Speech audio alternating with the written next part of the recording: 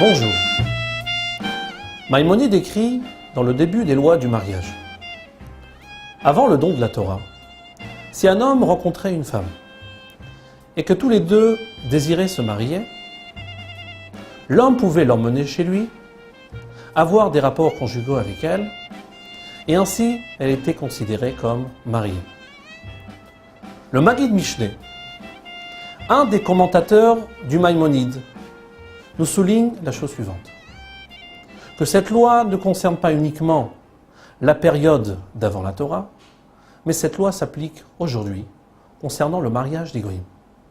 Ce qui veut dire que si un goï rencontre une femme et que tous les deux désirent se marier et qu'il l'emmène dans sa maison et ont un rapport conjugal, ils sont considérés comme mariés. Concernant le divorce des goïms, Maïmonide écrit dans Les lois des rois, chapitre 9, passage 8. Une goya est considérée comme une femme divorcée à partir du moment où le mari la renvoie de chez lui et l'abandonne elle-même, ou bien à partir du moment où elle quitte le foyer familial. De là, nous voyons que le mariage et le divorce chez les goïms s'expriment par une union ou une séparation physique. Concernant le peuple juif, le mariage s'effectue en deux étapes. La première étape est celle des kiddushin, qui s'exprime par le fait que le mari acquiert sa femme à travers le fait qu'il lui donne une somme d'argent ou un objet de valeur dans le but de l'acquérir. À partir de ce moment, cette femme est considérée comme mariée. Une relation intime avec tout autre homme serait considérée comme un adultère.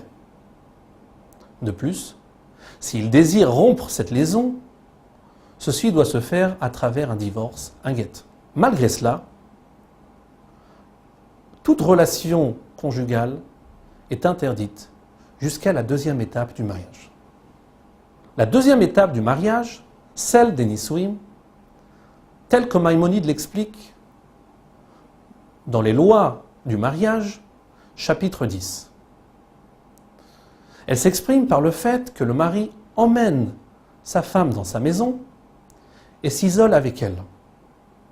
À partir de ce moment, le mariage est achevé et toute relation conjugale est permise. Concernant le divorce dans le peuple juif, Maïmonide écrit dans les lois du divorce, premier chapitre, qu'une femme juive est considérée comme divorcée uniquement à travers le fait que son mari lui donne un guet, un acte de divorce, dans lequel il stipule qu'il la répudie. Le fait que le mari et la femme ne cohabitent plus sous le même toit n'a aucune importance halachique. Et ils sont encore considérés comme mariés. Uniquement à travers le guet, cela les sépare et rend la femme divorcée. Nous pouvons remarquer une similitude entre la deuxième étape du mariage juif et le mariage goy. Tous les deux s'expriment par une union physique. Cependant, la première étape du mariage juif, ainsi que le divorce juif, n'a aucun rapport avec celui des goïms. La question qu'on peut se poser, pourquoi cette différence entre le mariage juif et le mariage goï? Pour répondre à cette question, nous allons nous arrêter dans ce qui diverge, ce qui sépare entre le mariage juif et le mariage goï. Alors que le mariage goï s'exprime par une union ou une séparation physique, la première étape du mariage juif n'est pas une union physique, car elle n'a pour but uniquement que le mari puisse acquérir sa femme. Et à partir de ce moment, une vie conjugale n'est pas encore permise. De même concernant le divorce juif.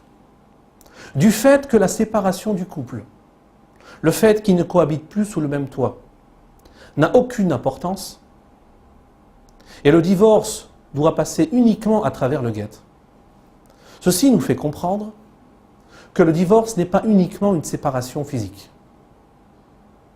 De ce fait, nous comprenons que dans le mariage juif, mis à part l'union physique, il y a autre chose qui unit le couple. Et donc la question qui se pose, quelle autre union que physique peut exister dans un couple? Pour répondre à cette question, nous allons ramener quelques passages dans le Talmud et dans le Zohar. Dans le Talmud, traité Yebamot, page 63a, Rabbi Elazar nous enseigne: tout homme qui n'est pas marié n'est pas appelé Adam, n'est pas appelé homme. Du fait que Dieu appela Adam et Chava en tant que Adam, l'espèce humaine, uniquement après leur union. De plus, le Talmud dans le traité Kiddushin, page 24a, nous dit: Ishto kegufo damia. La femme est considérée comme le propre corps de son mari.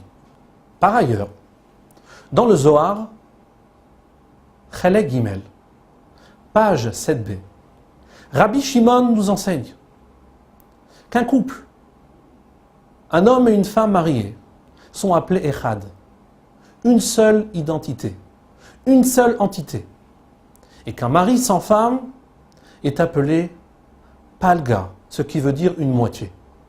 Uniquement à travers le fait que le mari et la femme s'unissent et se marient, ils sont appelés Echad, une seule identité, une seule entité. Le Harizal, dans le Sefer Tameh HaMitzvot, Parashat Bereshit, explique tous ces passages de la manière suivante. L'homme et la femme sont en vérité une seule neshama, une seule âme, qui s'est séparée en deux corps. Et à travers le mariage, ces deux moitiés de neshama se retrouvent et se réunissent et deviennent une seule entité. D'après cela, nous comprenons que le mariage juif est totalement différent que le mariage goy. Puisque le mariage goy s'exprime uniquement par une union ou une séparation physique, alors que le mariage juif s'exprime par deux unions. Une union physique et une union spirituelle qui est celle de l'âme. C'est la raison pour laquelle les mariages juifs et goy ne se déroulent pas de la même manière. C'est la raison pour laquelle le mariage juif passe par deux étapes. La première étape, celle des Kiddushin, est là pour unifier les deux âmes. Les corps n'ont pas encore de relation. Toute relation conjugale n'est pas encore permise. Et malgré cela, ils sont considérés comme mariés, puisque les deux âmes sont unies. La deuxième étape, celle des Nisuin, exprime l'union du corps, l'union physique. À partir de ce moment, le couple a le droit d'avoir des rapports conjugaux. De même concernant le divorce. Le fait que le divorce ne peut pas se faire à travers une séparation physique, par le fait que le mari et la femme ne cohabitent plus sous le même toit, ceci démontre que le divorce n'est pas uniquement une séparation physique, mais le divorce est aussi une séparation de l'âme. C'est la raison pour laquelle ceci doit se faire à travers un get, un acte de divorce, à travers lequel les neshamot, la neshama, ces deux moitiés de neshamot qui se sont unies à travers le mariage, vont se séparer et redevenir dans la même situation qu'ils étaient avant le mariage. Shavua Tov.